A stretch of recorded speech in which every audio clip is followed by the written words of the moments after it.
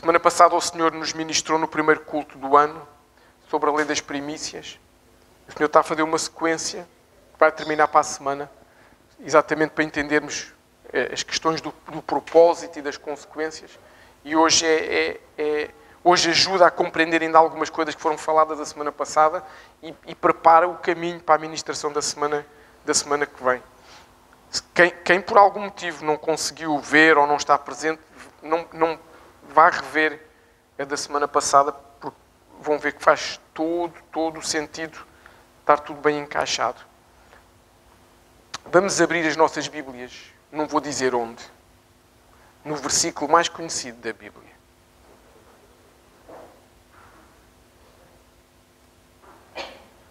Aquele versículo que tenho quase a certeza que toda a gente, até quem não é crente, conhece. João 3, 16 e 17.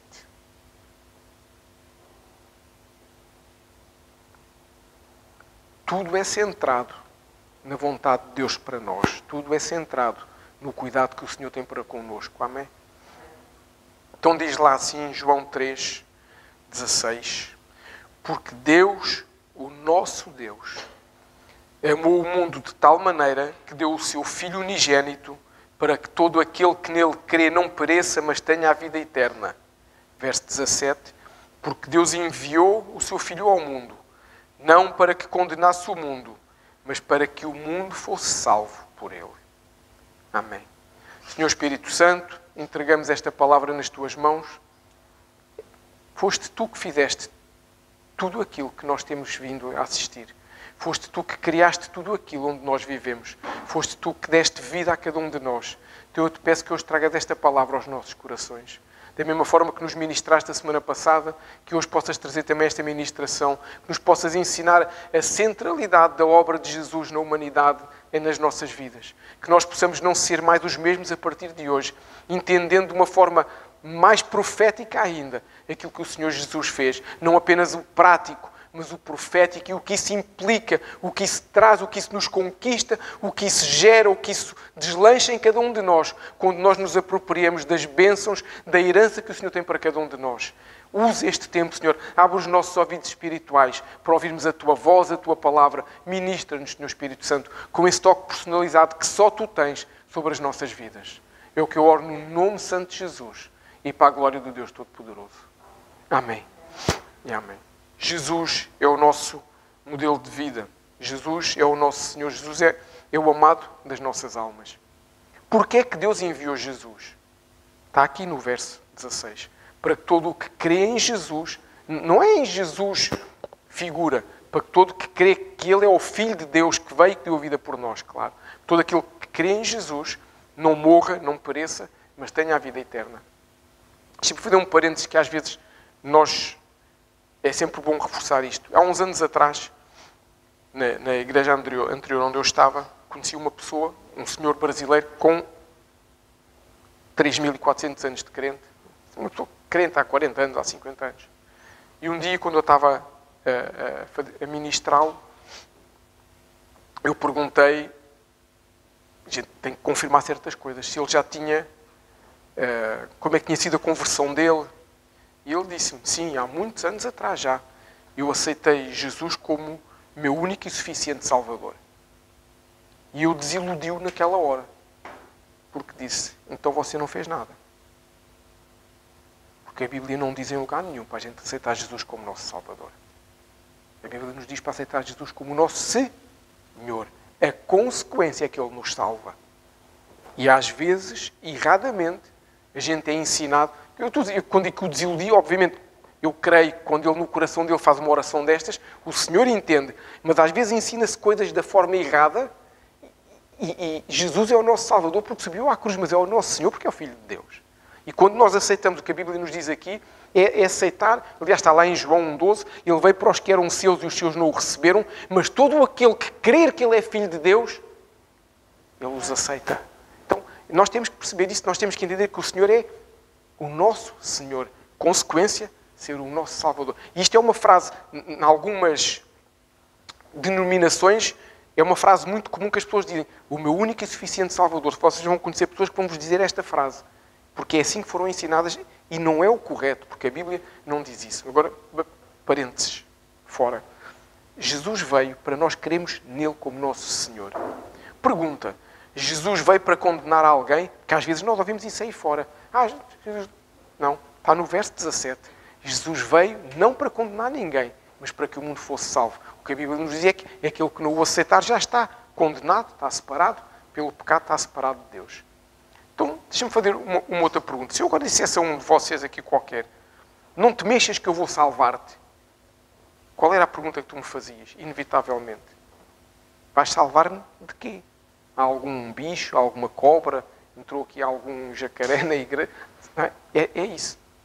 E agora eu pergunto, de que é que Jesus veio salvar o mundo? Que diz aqui no verso 17. De que é que Jesus veio salvar o mundo? Se calhar na nossa mente a gente pensa, Jesus veio salvar o mundo do pecado. Não veio. Porque Jesus não falhou. E o pecado existe aí fora. O pecado existe na nossa vida se a gente não tiver cuidado. Então Jesus não veio para ninguém, para salvar ninguém do pecado. Então, fica com esta pergunta aí na tua mente. Daqui a uns minutos a gente volta lá. A gente vai voltar a esta pergunta e vamos ver a resposta que a Bíblia nos dá de que é que Jesus nos veio salvar. Deixa-me fazer outra pergunta. Também que eu gosto de fazer perguntas para a gente estar desperto. A gente, quando faz perguntas, a gente entende coisas que às vezes lê e não consegue perceber porque começa a raciocinar de outra maneira. O que é redenção? Para ti, o que é redenção? Isto é fundamental para percebermos porque é que Jesus veio salvar o mundo. Porque ele podia não ter vindo salvar o mundo. O que é redenção? Normalmente, quando a gente fala de redenção, a gente fala de quê? Aquilo que nos vem à mente é salvação, perdão dos pecados, vida eterna, o amor de Deus sobre nós. Só que isto não é redenção. Isto são aspectos da redenção. São áreas da redenção. A redenção em si não é isso.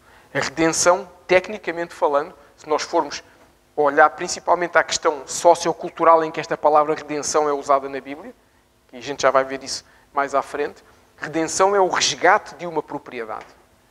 Tecnicamente falando, é isso que a Bíblia nos diz de redenção. E se calhar nós nunca tivemos este entendimento. Porquê?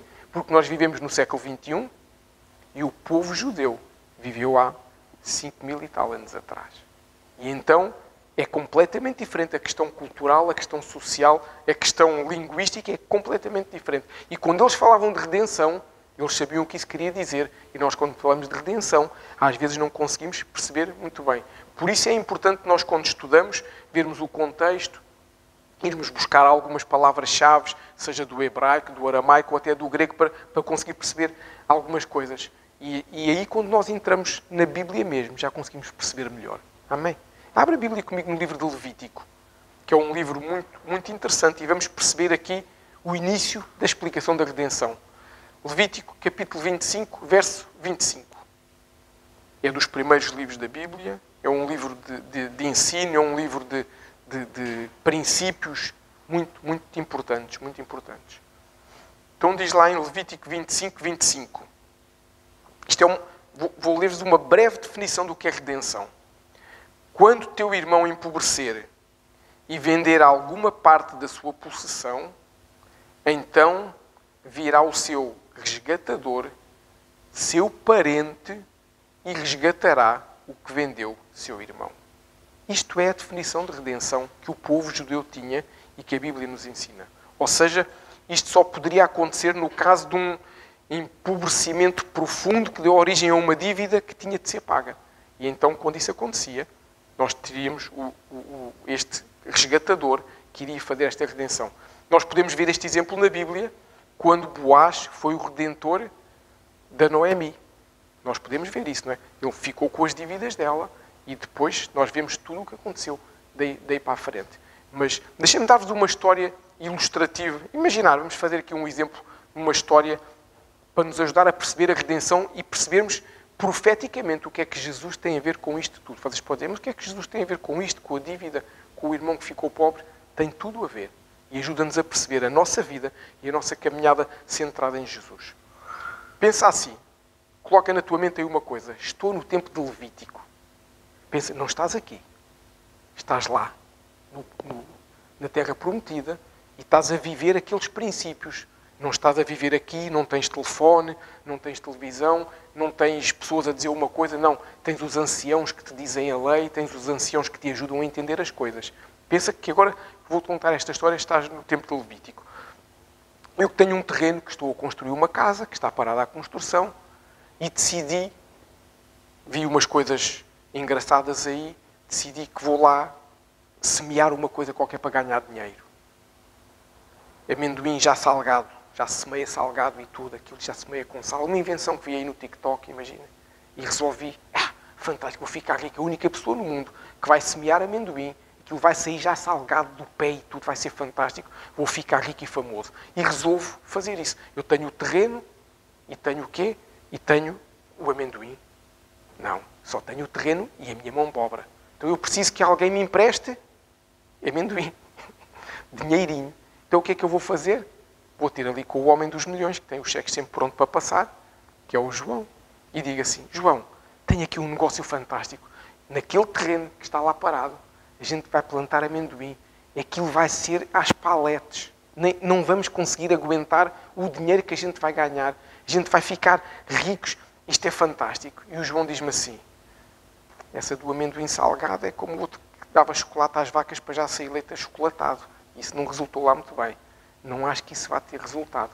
E não acho que seja bom o clima aqui para plantar amendoim, não sei o quê. João, há confiança, amigo. Não te preocupes. Eu tenho a certeza que isto vai funcionar. E a gente faz o quê? Um aperto de mão. Somos homens de confiança. Estamos em Levítico. Amém? Aperto de mão, está selado. O que é que a gente faz? Compramos sal, compramos amendoim, fazemos ali, avançamos, pum, pum, pum. Conclusão. Ficámos com o amendoim salgado? Não. Não choveu quando tinha que chover. Caiu geada quando não tinha que cair. Não fiz seguro da plantação. Resultado, nem um cajuzinho eu tirei de lá. Aquilo não deu rigorosamente nada. E o que é que eu faço a seguir? Vou ter com o meu sócio, ali com o João, e disse, olha, João, pois realmente esta ideia não foi famosa. Isto não correu lá muito bem. Olha, é a vida. E o João investiu ali 1 milhão. Se imaginar. O que é que vocês acham que ele me disse assim? Paciência, pastor. Para a próxima será melhor. Não. Ele disse assim, eu avisei que não ia dar. Por isso agora, amigo, tens que me pagar o que eu te emprestei. Mas eu não tenho. Mas tu disseste-me que arranjavas. Tu disseste que entravas com a mão de obra, disseste-me que entravas com o terreno, eu entrava com o dinheiro e que te responsabilizavas por tudo e eu confiei, porque senão eu não punha ali aquele dinheiro que é o único milhão que eu tenho. Eu tenho dado tanto que é o único que eu tenho, também não tenho mais. Portanto, eu preciso, lamento imenso, mas não tenho que pagar, não tenho hipótese. E eu digo assim, então, eu também não tenho como pagar. E ele diz assim, é simples, eu fico com o teu terreno, fico com a tua casa, fico com os teus bens, fico com a tua vida e fico com a tua família. Estamos em Levítico, não estamos aqui em Santa Marta, 2025. E isto era o que se fazia naquela altura, quando alguém não conseguia suportar uma dívida que tinha contraído. E assim foi. Era assim que funcionava e tudo passou para ele. Então agora, eu e a minha casa passámos a pertencer-lhe. Ou seja, somos o quê? Escravos. Ok? Somos escravos dele. Todos nós. E tudo o que eu tinha passou a ser propriedade dele. Tudo. Sem tirar nem pôr. Lembram-se daquela história da viúva que os credores vinham buscar o filho por causa de uma dívida que o marido morreu tinha feito, que o profeta estava lá? Era assim que funcionava naquela altura. Era a lei que estava em vigor. E nós estamos em Levítico, amém? Virtualmente estamos em Levítico. Então, o que está em vigor é isso. Então, de acordo com a lei que estava em vigor, isto era assim que funcionava. Mas havia algumas hipóteses de eu deixar de ser escravo juntamente com a minha família. Havia 3 hipóteses, segundo a lei mosaica, a lei de Moisés, que me permitiam deixar de ser escravo.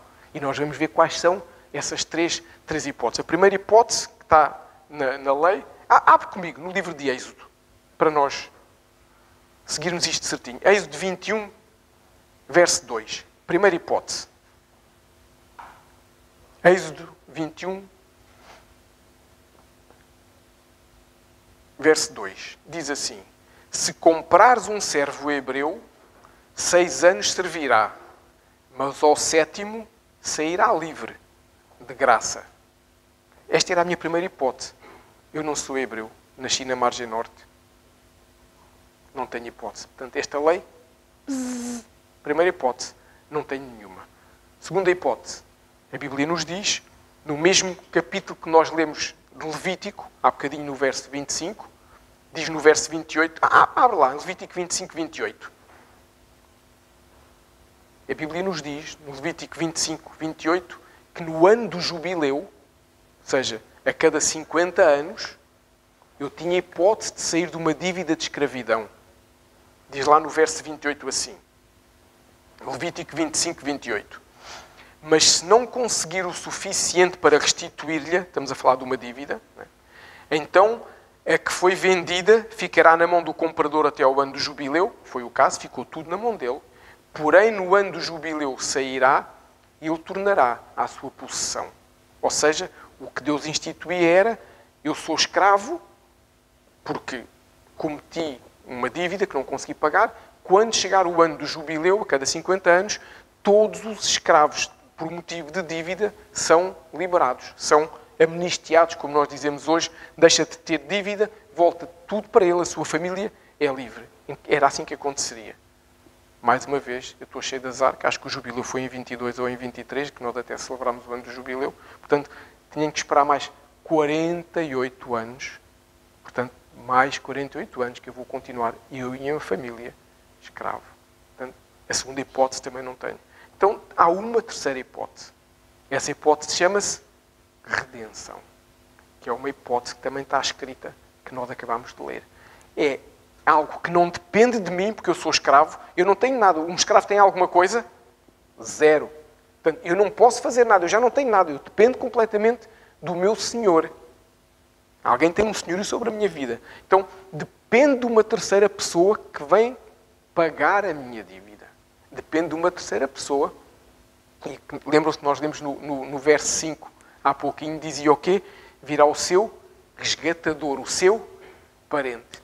Então, o que é que eu vou fazer? Vou encontrar um parente meu, ou aqui ao meu irmão Alcides, que é montado no ouro e na prata, cheio de guito, cheio, vocês nem fazem ideia. Ali, eu chego ao pé dele e digo assim, pá, isto está difícil, até tenho vergonha. Ele diz, não, eu já soube que a situação está difícil, andaste a ver muitos vídeos do TikTok, isso não corre bem, que aquilo não é bom, não é de Deus. E amendoim salgado, nem doce, quanto mais salgado. Mas está bem, não te preocupes.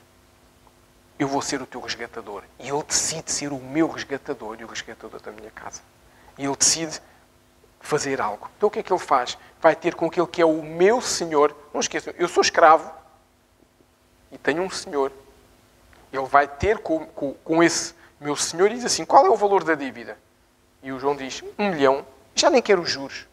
Eles são tão boas pessoas. Eu nem quero os juros, mas isto tem que ser, minimamente tem que ser. Então ele chega ali na mesma hora.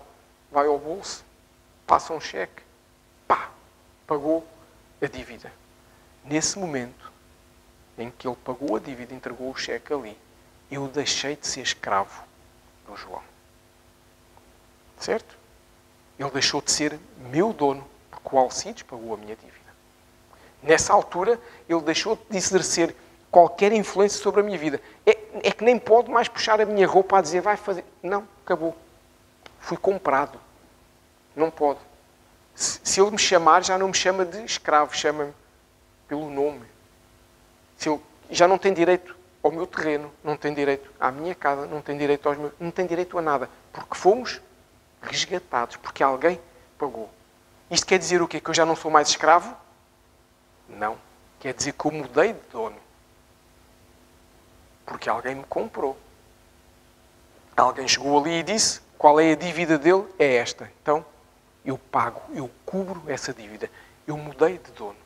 E até aos próximos 48 anos, né, o próximo jubileu, que era a única hipótese, que eu continuo a ser da margem norte, não sou hebreu, até aos próximos 48 anos, eu passo a ser escravo do meu irmão, do meu resgatador. E agora tu pensarás assim, mas o que é que eu ganho com isso tudo? se eu continuo a ter um dono, eu ganho tudo. Porquê? Porque quando Deus diz que tem que ser um parente, quer dizer que é alguém que vai usar de quê? De amor e de misericórdia. Quer dizer que é alguém que me resgata, mas não para me ter como escravo. Resgata-me para me tirar da escravidão, sabendo que eu, pela lei, vou ser escravo, mas não me vai tratar como escravo, porque é meu parente, porque é meu irmão, porque é um resgatador, porque tem amor por mim, porque tem compaixão, porque tem misericórdia, porque tem longanimidade. E então, guarda-me. Ele não me compra para me tratar como escravo, ele compra para que eu deixe de ser tratado como escravo por outro e deixe de estar nas mãos de alguém.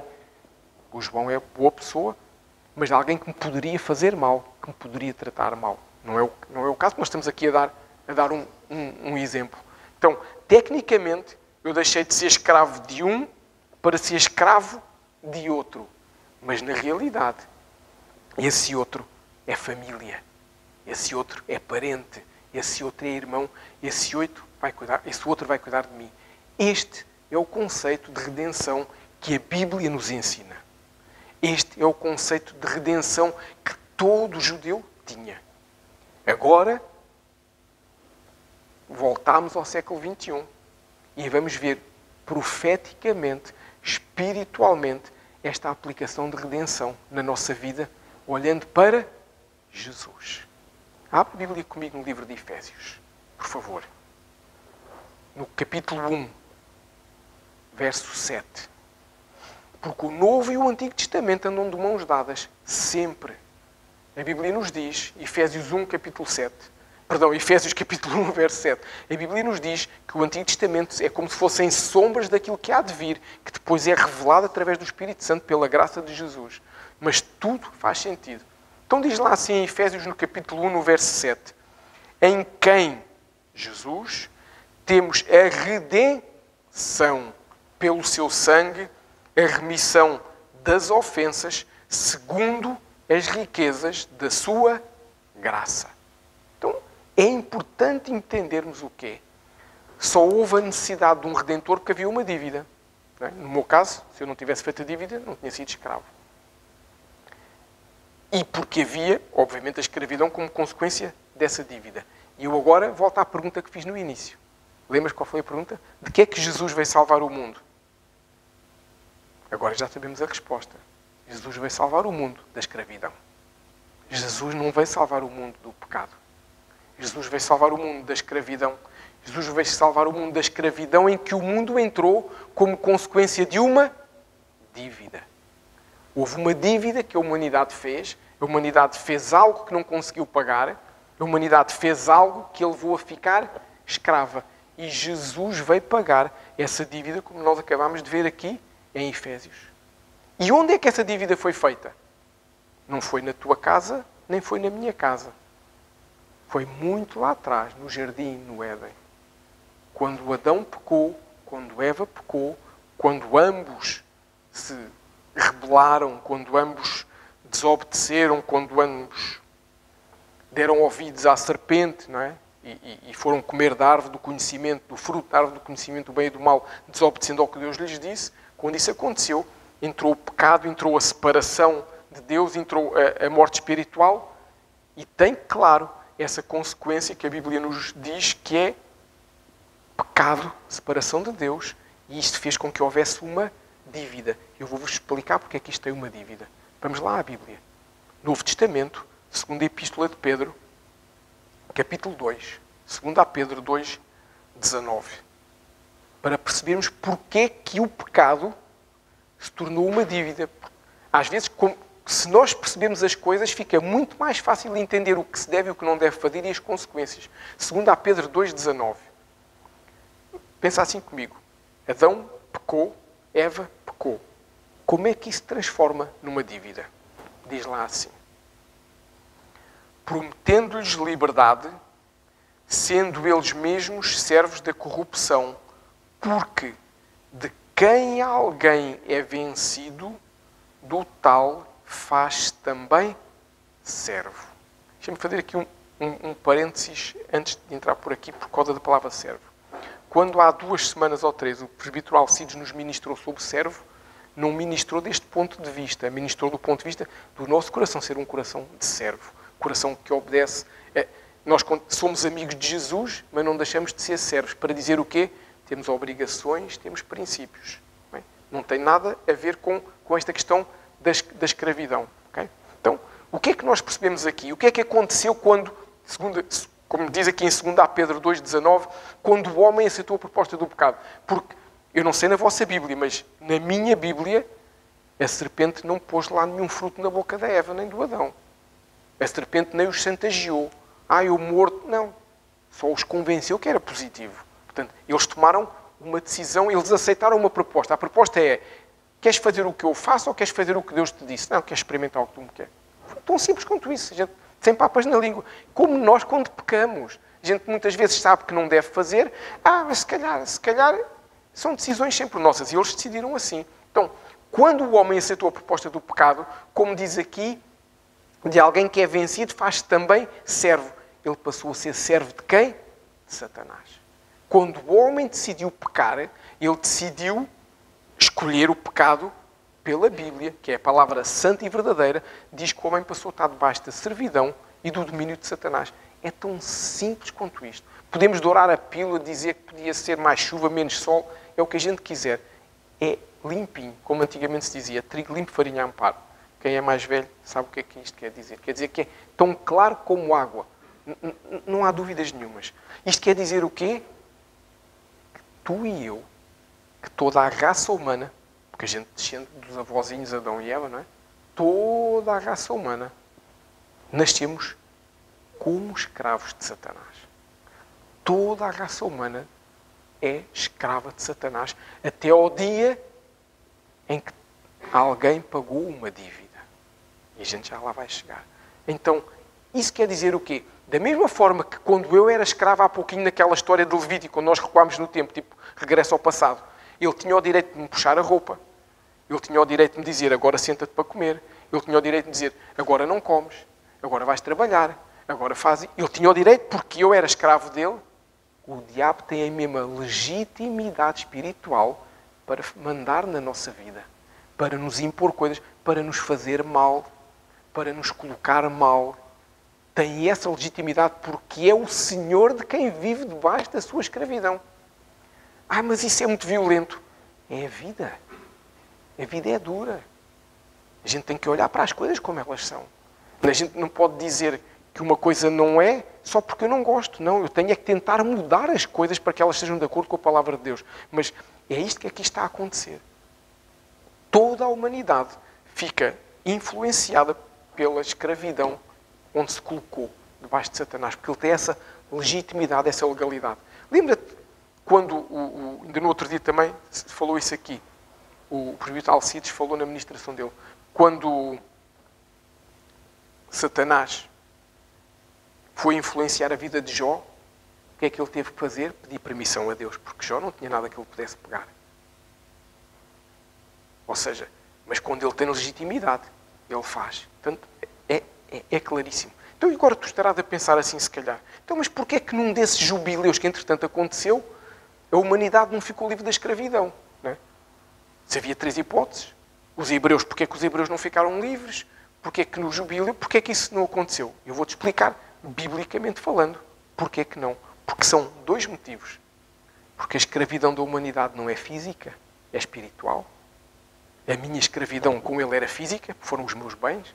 A escravidão de Adão e Eva foi por causa do pecado, é uma escravidão espiritual. E não é disso que fala a lei de Moisés. E em segundo lugar, porque o homem acabava sempre por pecar. E como acabava sempre por pecar, o ciclo recomeçava. Tipo pescadinha de rabo na boca. Hoje não pequei, amanhã pequei. Portanto, nunca conseguia poder usufruir disso. Então a Bíblia confirma-nos que o homem é escravo de Satanás. A Bíblia diz-nos lá, abre comigo, Colossenses, no Novo Testamento. A carta à igreja de Colossenses 1:13, em que a Bíblia nos confirma, mais uma vez, não é o pastor, o pastor agora teve aí umas ideias. Não, está escrito na Bíblia. Colossenses 1:13 diz assim, já estamos lá? Já. Deus nos tirou do império das trevas para o reino do Filho do seu amor. Como é que fomos parar ao Império das Trevas? Por conta do pecado de Adão. Como é que fomos parar ao Império das Trevas? Porque ficámos escravos. Nós, humanidade, ficámos escravos. Perdemos a tal posição inicial em que tínhamos relacionamento com Deus, éramos ensinados com Deus. Adão e Eva ouviam Deus falar com eles, face a face, partilhar coisas, ensinar-lhes coisas. Pensa assim comigo, a Bíblia nos diz, e a Bíblia de Deus é a palavra verdadeira, a Bíblia nos diz que Adão tinha uma missão, tinha que dar nomes aos animais, aos peixes, às aves. Portanto, com toda a certeza que Deus lhe devia dar umas dicas e explicar, olha, os que voam chamam-se aves, os que não... Com certeza, ele não aprendeu sozinho, ele não tinha Google para aprender. Portanto, Deus ensinava-lhe coisas, Deus partilhava coisas, dá nomes. E eu acredito que o relacionamento era tão puro e tão santo que Adão, cada vez que dava um nome, ia dizer, estás a ver, olha, a este chamei cãozinho. Porque aquilo era o amor puro ali, esse relacionamento. E isso se perdeu. E fomos, como humanidade, para o Império das Trevas. Mas o Senhor nos resgatou do Império das Trevas para o reino do Filho do seu amor. Porquê? Porque conseguiu recuperar através do sacrifício de Jesus. E nós vamos ver isso daqui a pouco. Então, nós fomos, por causa do pecado de Adão, perdemos essa posição de filhos, perdemos essa posição em que o senhorio de Deus estava sobre a nossa vida para estarmos dominados pelo reino das trevas. Isto é uma visão, se calhar, muito mais abrangente, que talvez nós nunca tivéssemos tido, e nos ajuda a entender que não podemos brincar com a nossa vida. Eu nunca mais vou semear amendoim salgado. Vou semear num vasinho. Porquê? Porque percebi que quando a gente se arma em artista, somos nós, é a nossa casa, é a nossa descendência. Com o pecado é a mesma coisa. Cada vez que eu peco, sou eu, é a minha casa, é a minha descendência até à 4ª geração. Tudo vai em catadupa. E nós temos que ter muito cuidado e perceber que as coisas são muito mais perigosas e mais complicadas. Então, Jesus não veio apenas... Maravilhoso o que o Senhor Jesus fez na cruz do Calvário para nós. É maravilhoso. Mas não é apenas perdoar os nossos pecados como nós às vezes pensamos. É muito mais. Jesus fez muito mais do que perdoar os nossos pecados. Jesus fez muito mais do que nos dar a herança através dele como irmão mais velho. Jesus fez muito mais do que nos dar uma porta para a vida eterna através do sacrifício dele. Jesus fez muito mais. Eu vou-te mostrar, está lá no mesmo livro de Colossenses. Abre novamente, por favor, em Colossenses, no capítulo 2, no verso 14. Para percebermos o que o Senhor Jesus fez pela humanidade.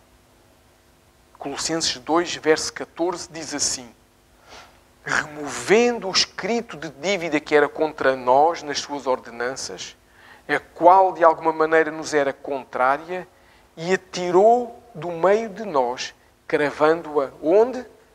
Na cruz. Então o que é que Jesus veio fazer? Jesus veio salvar o mundo da escravidão. Jesus veio salvar o mundo através da redenção. Jesus veio pagar a tua dívida e a minha dívida. Jesus veio pagar a dívida da humanidade. Tão simples quanto isso. Tão simples, mas algo extraordinário. Jesus veio pagar essa nossa dívida. E porquê é que Jesus teve de vir? Que isto também é muito importante. Porquê é que Jesus veio pagar a nossa dívida? Porque nós não tínhamos condições de pagar a nossa dívida.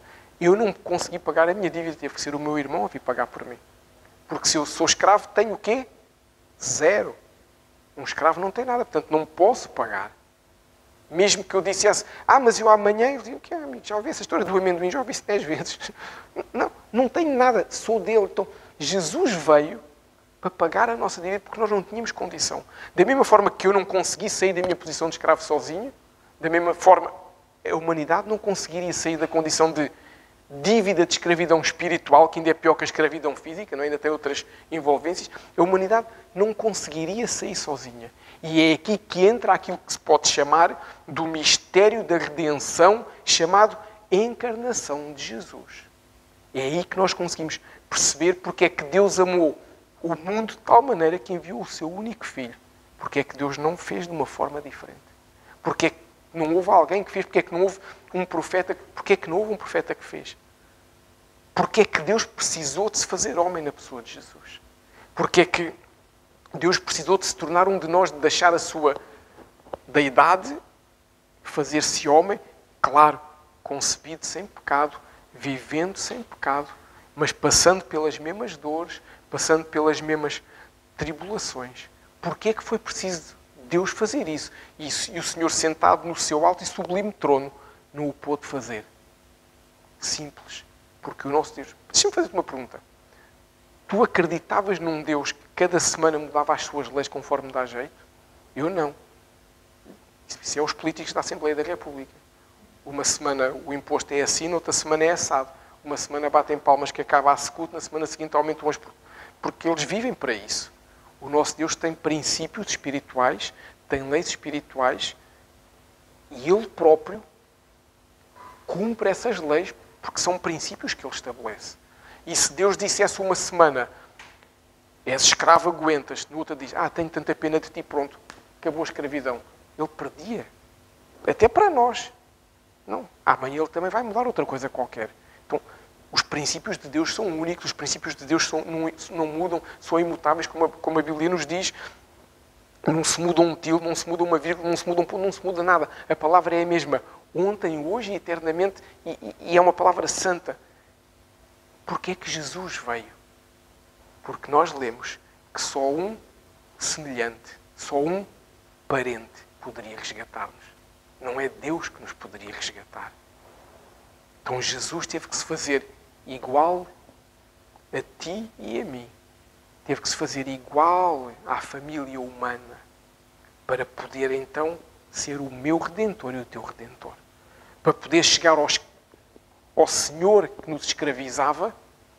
E Jesus fez isso naqueles 3 dias, quando o Senhor se entregou na cruz. Nesses 3 dias, quando Ele lá foi buscar as chaves, entregou na mão da igreja, foi a dizer o quê?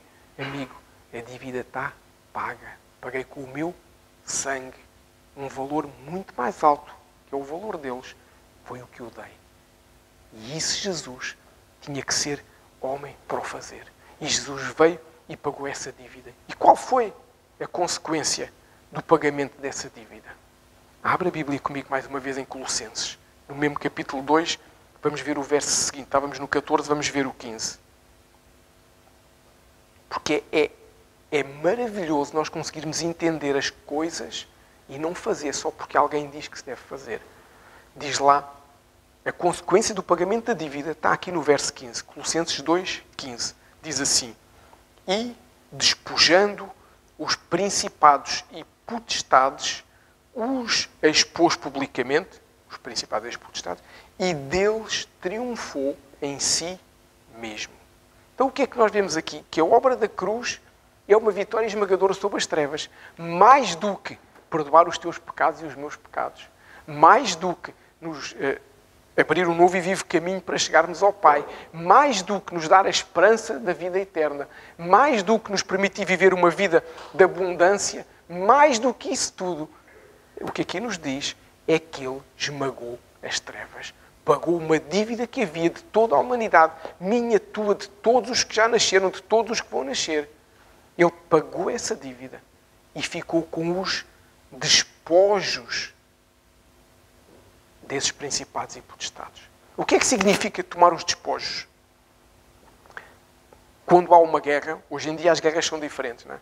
Hoje em dia as guerras, infelizmente, não é que uma guerra seja boa, mas hoje em dia a guerra tem como objetivo essencialmente destruir, matar, aniquilar, fazer mal mesmo. Antigamente, as guerras normalmente tinham a ver com conquistar alguma coisa. Portanto, o objetivo não era estragar. O objetivo é, claro que se matava, claro que era, não estou a dizer que era bonito, mas era ficar com alguma coisa, conquistar um território, conquistar uma nação, conquistar uma cidade, alguma coisa assim. E o resultado disso era que quem ganhava ficava com os despojos da guerra. O que é que eram os despojos da guerra? Tudo o que havia lá.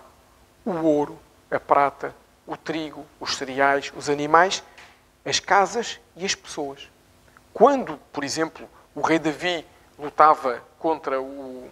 Lembram-se daquela passagem, o Senhor já nos ministrou, quando eles viviam em Ziclag e ele foi uma batalha e quando ele foi ajudar os filisteus, depois os filisteus disseram que não queriam ajuda, ele voltou. Quando ele voltou, perceberam a aldeia tinha sido saqueada, a aldeia ou a cidade, e tinham levado tudo, as mulheres, as crianças, os animais.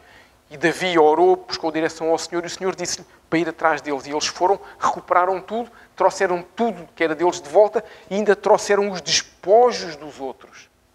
Ou seja, despojos é trazer tudo o que há de volta, tudo o que havia. Quando havia uma guerra, o exército que ganhava, embora, contrariamente ao que acontece hoje, que destrói-se a política da terra queimada, eles traziam tudo o que ficava. Tudo o que havia ficava para o exército que ganhava. Tudo o que o exército perdeu, a guerra, perdia tudo. A nação perdeu a guerra, a tribo perdia a guerra, perdia tudo. Pergunta, o que é que havia de valor na mão destes principados e potestades que pudesse interessar ao Senhor Jesus? Ele é o dono do ouro e da prata. O que é que lhe interessava lá? Tu e eu. Nós estávamos nas mãos deles, porque éramos escravos dele. Então, quando o Senhor nos diz aqui em 2 Colossenses 15, que quando Ele paga a nossa dívida, Ele traz os despojos dessa guerra que Ele ganhou, quer dizer que Ele nos tira da escravidão para sermos seus servos.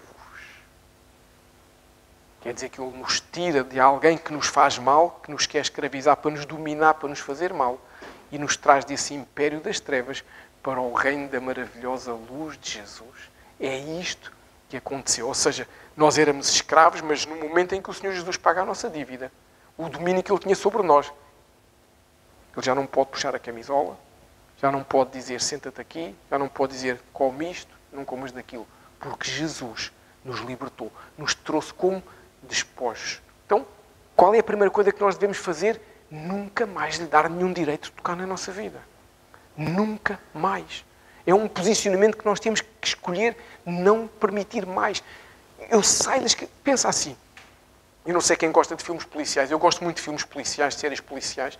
Há gostos para tudo. Eu gosto daquelas séries em que há daqueles mais clássicos, então, das Agatha Christie e não sei quem, em que há um crime e tem que se descobrir.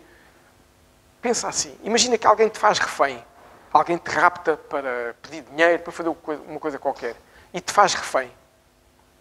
E um dia, estás lá já 1 dia, 2, 3 preso, e não sabes se a pessoa está a ligar para a tua família para pedir dinheiro e está-te a maltratar, como é óbvio, não é? Só estar preso, não ter liberdade, só isso já é muito. E um dia tu vês a porta aberta, a pessoa foi à casa de banho, esqueceu-se, deixou a porta aberta, e tu sais.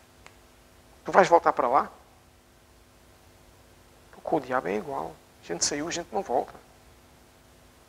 Quer dizer, se eu vou à rua, imagina, saio de casa, já não há cabines telefónicas, chego à rua, peço o telefone, dê-me mais de liga para o 112. Olha, é para avisar que eu estou preso ali naquela casa, no número não sei quantos, do não sei quê. Obrigado. Volto para lá, espero que a polícia me venha buscar.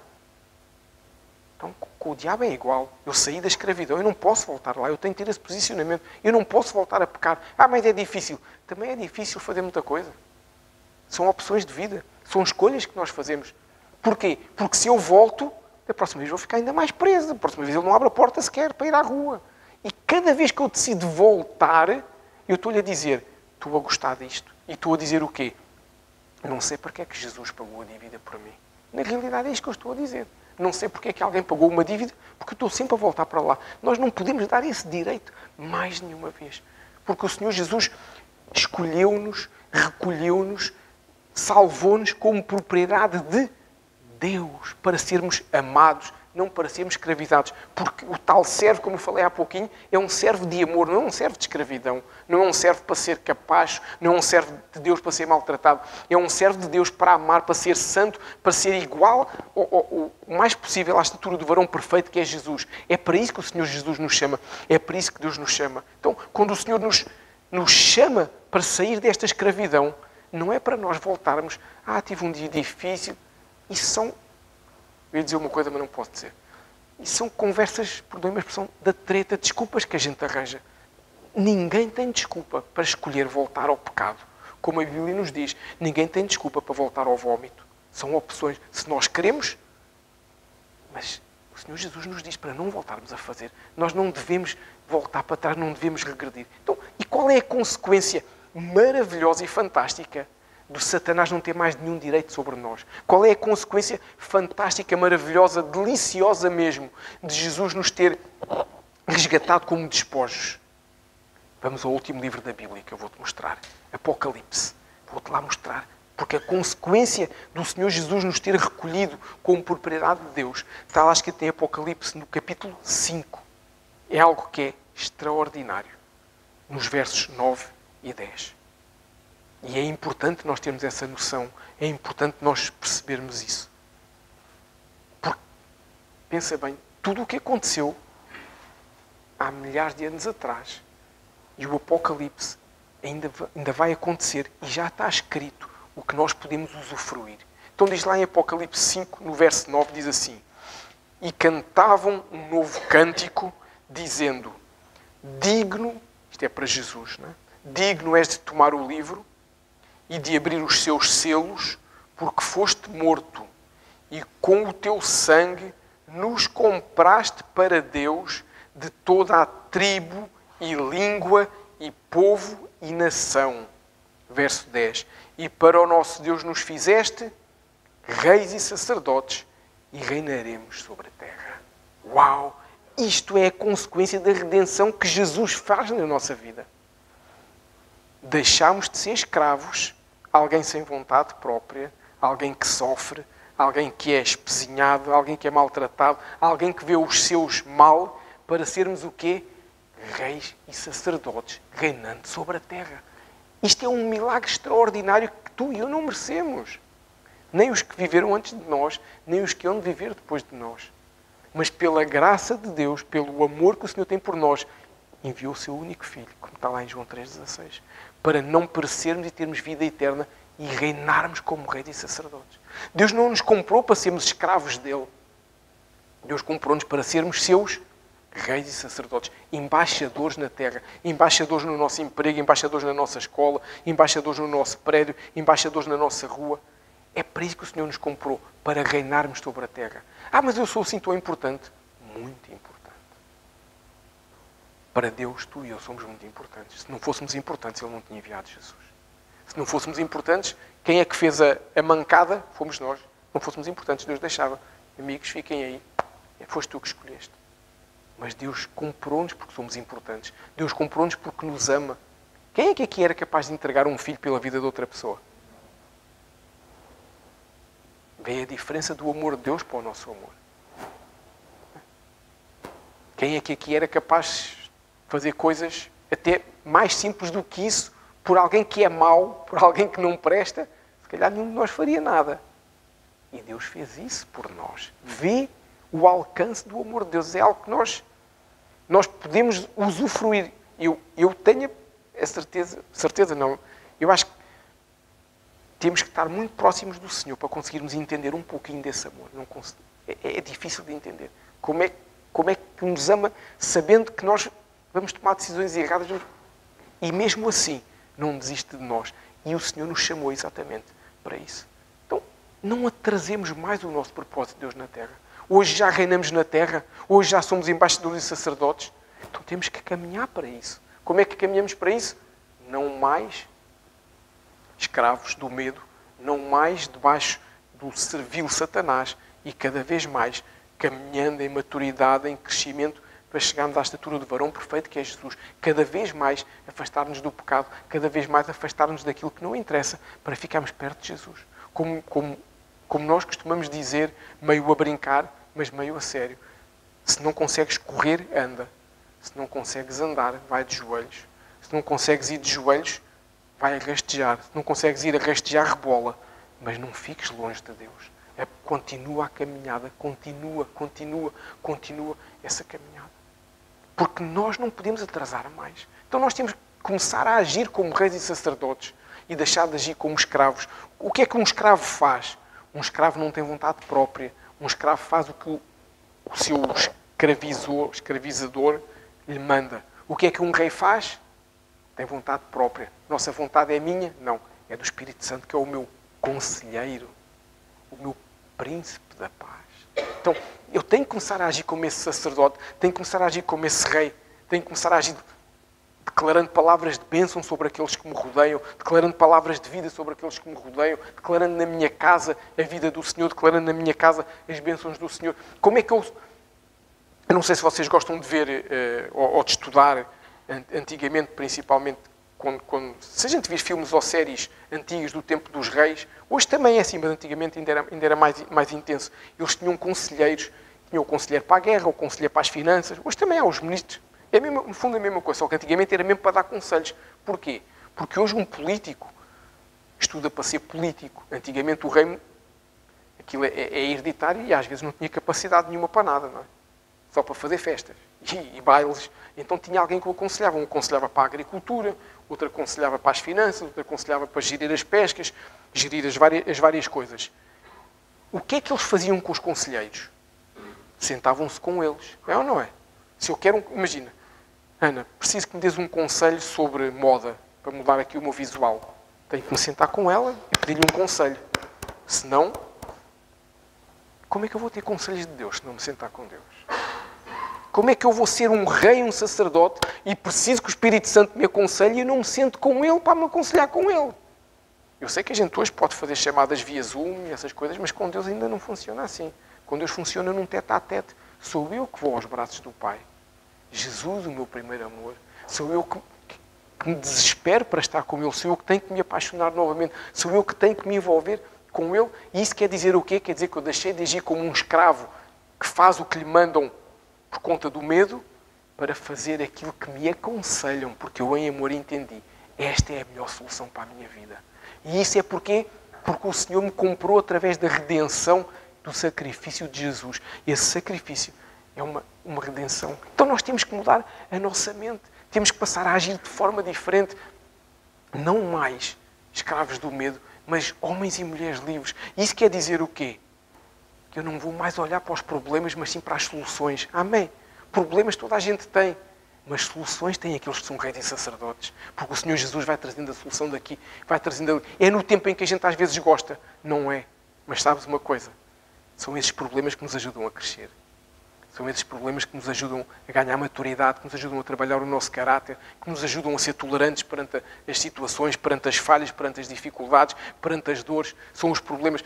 Quem vive uma vida sem problemas, no dia em que tem o primeiro problema, não é capaz de o enfrentar.